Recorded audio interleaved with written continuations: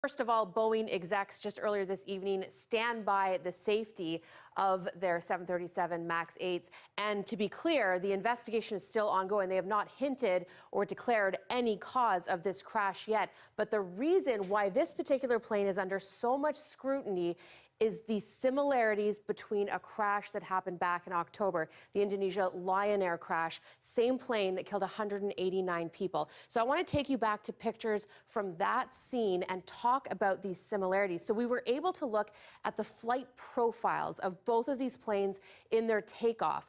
We can get this information. It's publicly available from Flight Radar 24. And in both of these profiles, it showed both flights had erratic speed readings and altitudes, both apparently nosedived in the final moments, and the pilots of both aircraft declared emergencies and asked to return to the airport. So in the case of Lion Air, the flight data recorder, which is what we're waiting for, did show a connection to this MCAS system as a contributing factor. Now, this system is designed to help prevent the aircraft from stalling in certain configurations when autopilot is off and when the flaps are up.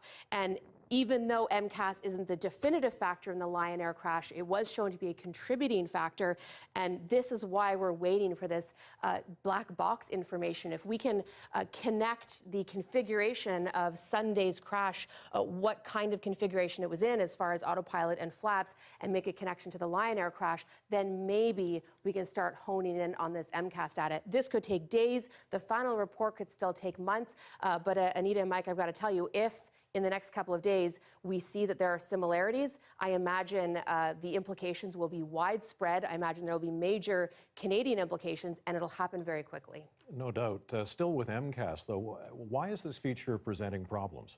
This MCAS system is at the root of both of these incidents. So I want to take you back to pictures of the Boeing 737 MAX 8. It all comes down to this system.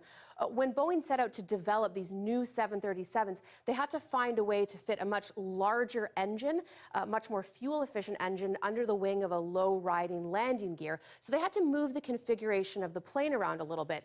Boeing was able to achieve its goals of 14% fuel consumption, but that changed slightly how the plane handled certain situations. Those relocated engines meant that in some situations, again, that autopilot and flaps up, the nose had a tendency to rise. So this automated system would kick in, pushing the nose down. But a lot of questions after that Lion Air crash about why pilots didn't have that operating manual, weren't trained on that, and didn't know how to override it if there were certain problems prior to the incident taking place. And in the Lion Air case, it sounds like there were some problems with the instrument readings. So again, really waiting for this information to come out from those black boxes. But at this point, the investigation continues. Hey, Joe, thanks for your insight. You're welcome.